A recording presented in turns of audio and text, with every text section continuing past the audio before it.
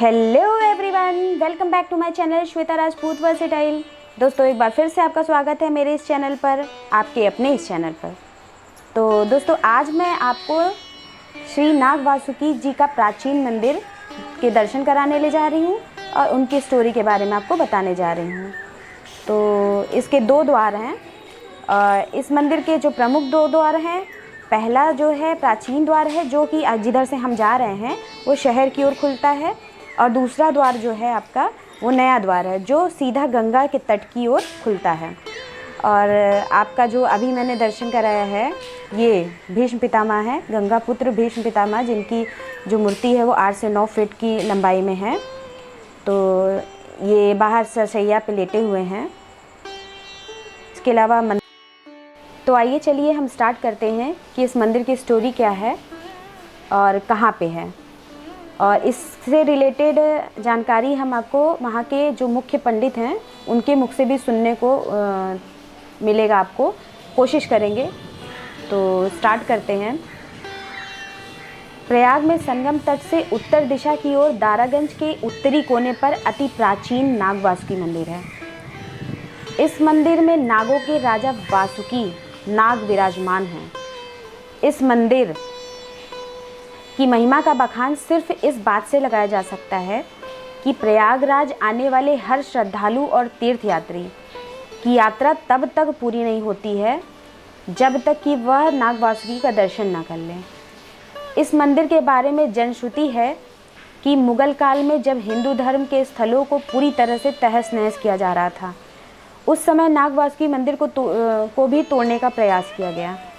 लेकिन जब इसमें मुग़ल सैनिक सफल नहीं हुए और इसकी ख्याति मुग़ल शासक औरंगजेब तक पहुंची, तो वह खुद इस मंदिर में आया, इस मंदिर को तोड़ने प्रयागराज आए और इस मंदिर को तोड़ने की उन्होंने भी कोशिश की। उसने नाग वासुकी मंदिर तोड़ने के लिए चढ़ाई कर दी। मंदिर के पुजारी बताते हैं कि औरंगजेब गंगा तट की ओर से मंदिर में पहुंचा और अपनी तलवार निकालकर जैसे ही नाग वासुकी की मूर्ति पर वार किया, अचानक नाग वासुकी का दिव्य स्वरूप प्रकट हो गया। उनके विकराल और भयंकर रूप को देखकर औरंगजेब कांपने लगा और डर से बेहोश हो गया। उसके बाद वो आओ देखा ना ताओ देखा, जैसे ही उठा और उल्टे पांव भाग गया। इसके अलावा मैं आपको बताना चाहूँगी कि इसके बारे में और भी विशेषता है कि पद्म पुराण के पाताल खंड व श्रीमद् भगवत में नाग वासुकी व इन मंदिरों का विस्तृत उल्लेख मिलता है। कथा के अनुसार समुद्र मंथन में देवताओं व असुरों ने नाग वासुकी को सुमेरु पर्वत से लपेटकर उनका प्रयोग रस्सा के तौर पर किया था। मंथन के चलते नाग वासुकी के शरीर में काफ़ी रगड़ हुई थी, और जब मंथन समाप्त हुआ तो उनके शरीर में जलन होने लगी, और होगी भी क्यों नहीं, क्योंकि इतना यूज़ किया गया तो होगा ही होगा। तो जलन को दूर करने के लिए वासुकी मंदराचल पर्वत चले गए, लेकिन उनके शरीर की जलन खत्म ही नहीं हुई। तब नाग वासुकी ने भगवान विष्णु से अपनी पीड़ा के बारे में बताया और जलन खत्म करने का उपाय पूछा। भगवान विष्णु ने नाग वासुकी को बताया कि वह प्रयाग चले जाएं, वहाँ सरस्वती नदी का अमृत जल का पान करें और वहीं विश्राम करें। इससे उनकी सारी पीड़ा खत्म हो जाएगी। नाग वासुकी जो हमारे नाग वासुकी मंदिर है, वहाँ पे शेषनाग और नाग वासुकी की मूर्तियाँ हैं। कुंभ, अर्धकुंभ, माघ मेले और नाग पंचमी के दिन लाखों तीर्थयात्री इस मंदिर में दर्शन पूजन करने आते हैं। इस मंदिर का वर्णन पुराणों में भी आता है। यह मंदिर अनोखा है क्योंकि यहाँ के देवता नाग वासुकी हैं और इनकी पत्थर की मूर्तियाँ मंदिर के बीच में स्थित हैं। नाग वासुकी मंदिर की काफ़ी पौराणिक मान्यताएं भी हैं। इस मंदिर के बारे में ऐसी पौराणिक मान्यता है कि यहाँ आकर पूजा करने से काल सर्प दोष हमेशा के लिए खत्म हो जाता है।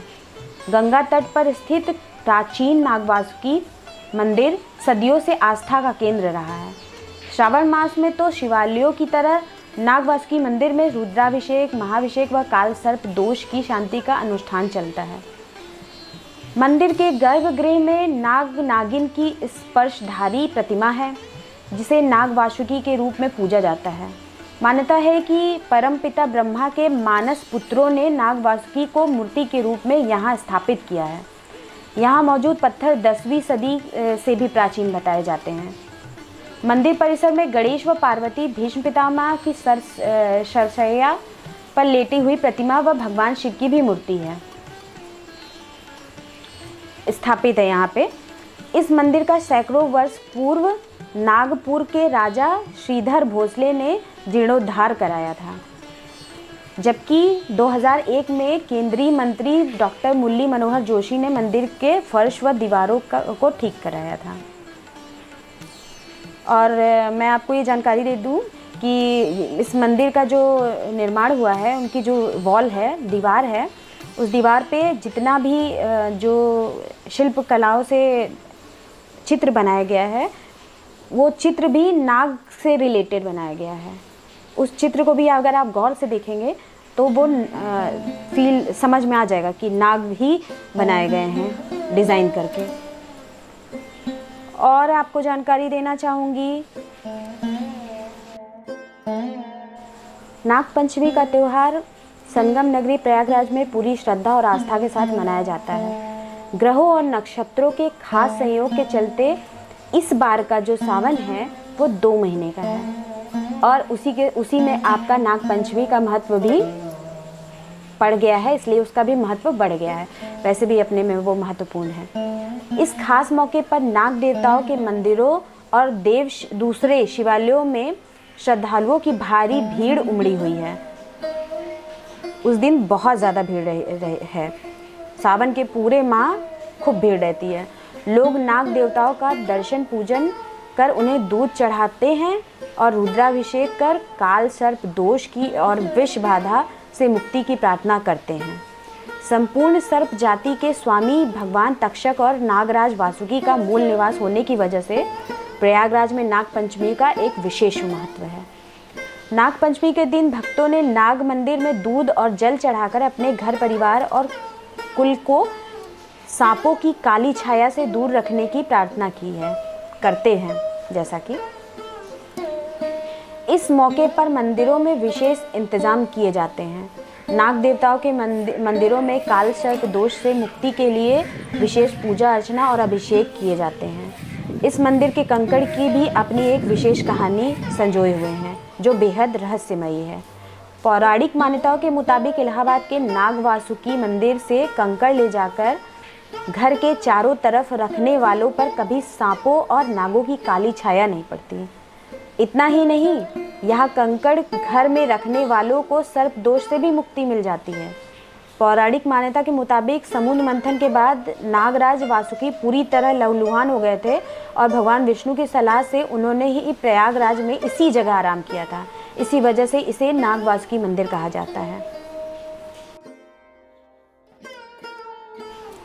इस मंदिर में दूर से आए हुए जितने भी यात्रीगण हैं उनके ठहरने का अच्छा खासा इंतज़ाम है और वहाँ पे फ़ैन भी लगे हुए हैं। उसके अलावा पर्यावरण इतना शुद्ध है और इतने ढेर सारे प्लांटिंग की गई, वहाँ इतने ढेर सारे प्लांट्स लगे हुए हैं कि आपको वैसे ही वहाँ पे बहुत फ्रेश फील होगा। तो जब भी अगर आप आते हैं तो वहाँ स्नान का भी पूरा प्रबंध होता है। इसके अलावा आपके ठहरने का भी बहुत अच्छा इंतज़ाम होता है और आप आराम से वहाँ पे आप नाग देवता के दर्शन कर सकते हैं।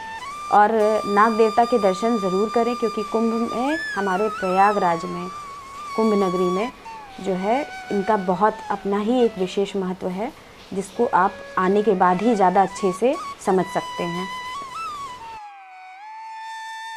नाग वासुकी को शेषराज, सर्पनाथ, अनंत और सर्वाध्यक्ष कहा जाता है। भगवान शंकर और विघ्नहरण गणेश इन्हें अपने गले में माला की तरह धारण करते हैं। पद्म पुराण में संसार की उत्पत्ति, स्थिति और विनाश का कारण कहा गया है, इन्हें ही कहा गया है। इनका जो श्लोक है मैं आपको सुना देती हूँ। मेरे श्लोक में अगर कोई त्रुटि हो तो माफ़ करिएगा। नमामि त्वाम शाश्वतम शेषराजम विश्वोत्पत्ति स्थान संसार हेतुम नागेशम त्वाम सर्पनाश हयंतम सर्वाध्यक्षम वासुकीम त्वाम नमामि। इसका अर्थ ये है कि पुराण में कहा गया है कि गंगा स्वर्ग से गिरी तो वे पृथ्वी लोक से पाताल लोक में चली गईं। पाताल लोक में उनकी धार नाग वासुकी के फन पर गिरी। इस स्थान पर भोगवती तीर्थ की सृष्टि हुई। नाग वासुकी और शेष भगवान पाताल लोक से चलकर वेड़ी माधव का दर्शन करने प्रयाग आए तो भोगवती तीर्थ भी वहीं आ गए। नाग वासुकी के साथ भोगवती तीर्थ का वास माना जाता है।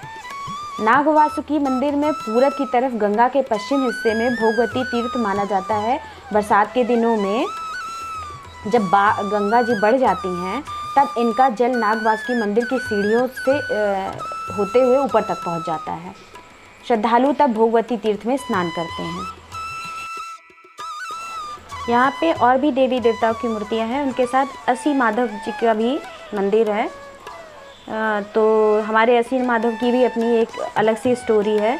तो जब माधव जी का वीडियो बनाऊंगी तब मैं उसमें आपको डिटेल्स में बताऊंगी।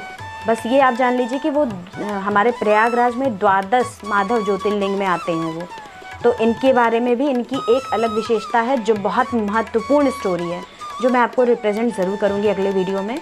तो तब तक के लिए हम अभी क्या करते हैं, पंडित जी के मुख से सुन लेते हैं कि हमारे नाग वासुकी की स्टोरी क्या है, क्योंकि वो जितने अच्छे से वहाँ रहते हैं और जितने अच्छे से वो उसके बारे में वर्णन कर पाएंगे उतने अच्छे से मैं भी नहीं कर सकती, क्योंकि वो वहाँ हमेशा से रह रहे हैं। उनके ही शासनकाल से शुरू से ही उनके पूर्वज करते चले आ रहे होंगे, तो उनको ज़्यादा अच्छा आइडिया होगा। तो चलिए बात करते हैं।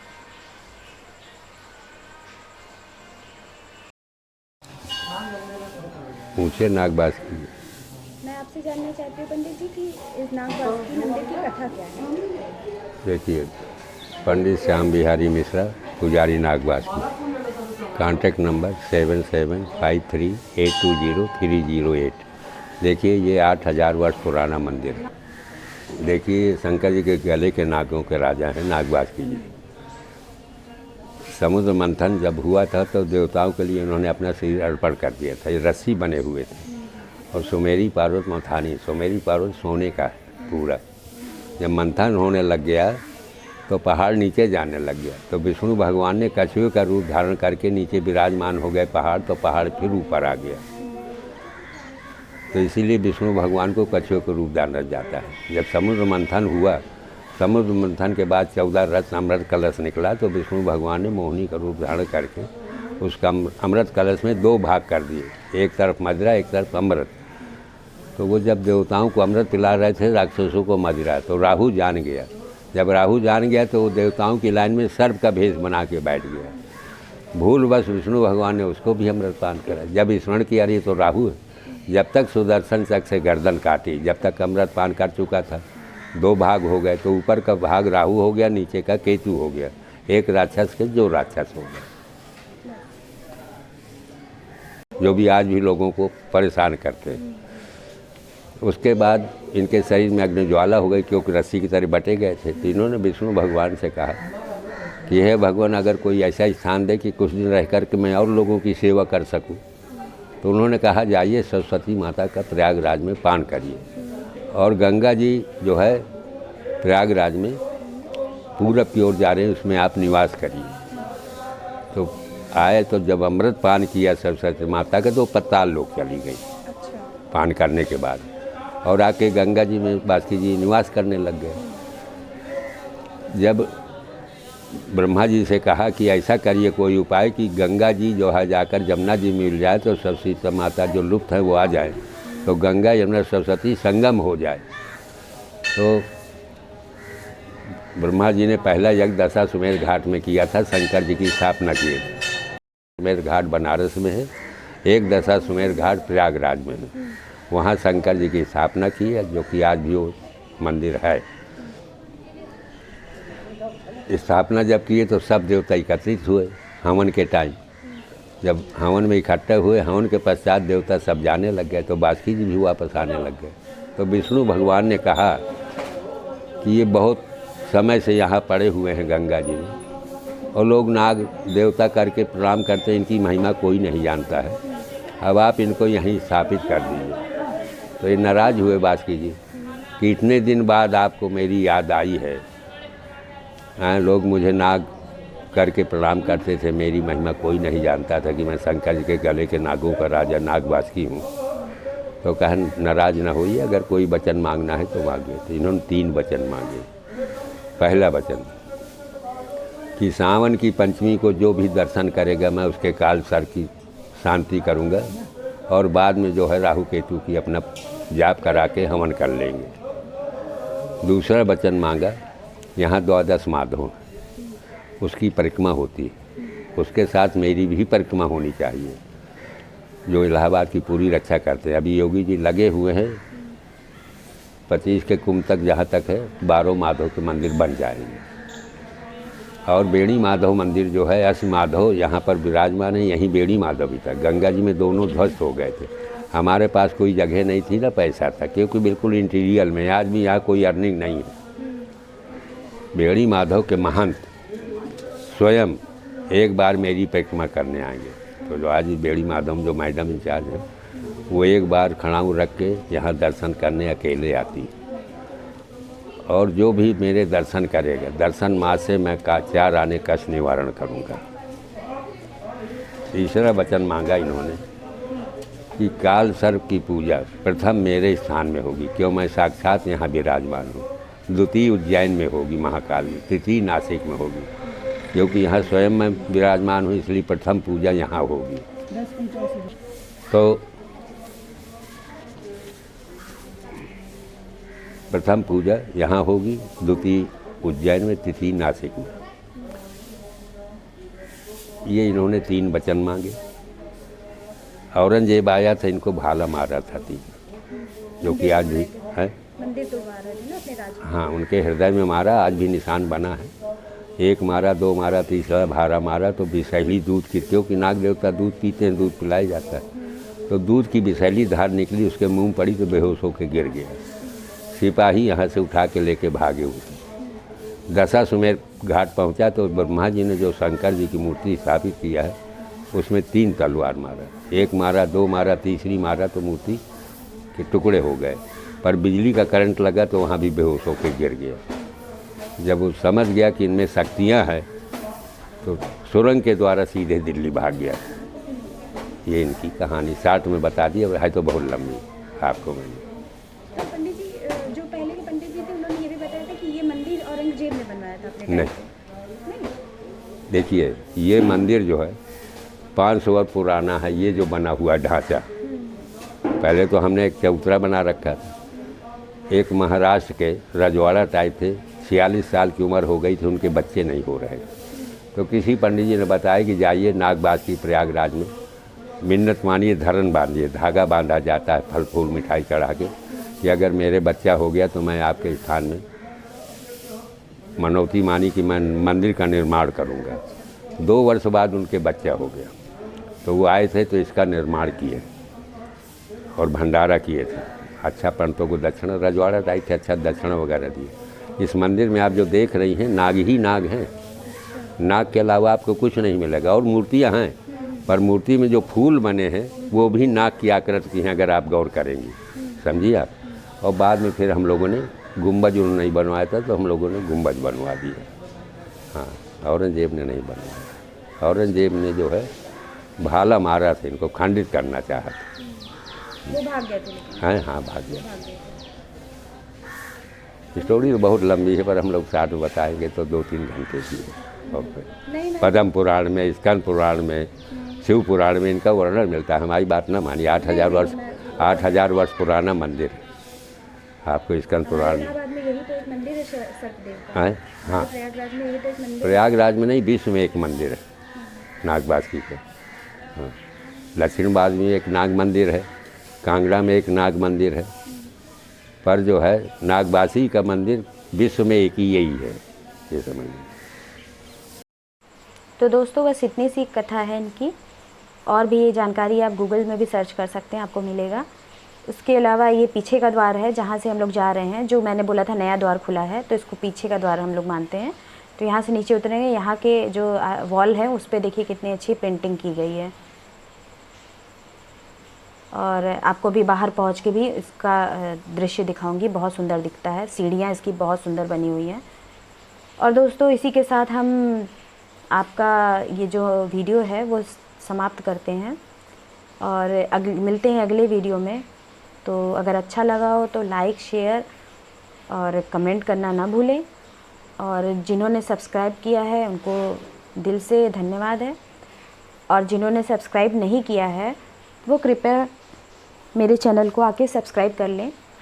आप भी हमारे एक छोटे से परिवार का सदस्य बने। तो ये देखिए पीछे से आपको दिखा रही हूँ, कुछ ऐसा दिखता है। ये है गंगा तट के साइड वाला द्वार। तो यहाँ से भी एंट्री है, बट यहाँ बरसात के दिनों में पीछे जो है बाढ़ आ जाती है, इसी वजह से एंट्री रोक दी जाती है। तो आप भी आएँ, मंदिर के दर्शन करें। और देखिए पीछे से आपको कुछ ऐसा ही दिखेगा, बहुत अच्छा। यहाँ पे देखिए कुछ नया देखने को मिल रहा है। अब धीरे धीरे करके यहाँ पे डेवलपमेंट हो रहा है। तो यहाँ पे देखिए एक्सरसाइज के लिए बना रखे हैं, बच्चे भी आके झूला झूलते हैं।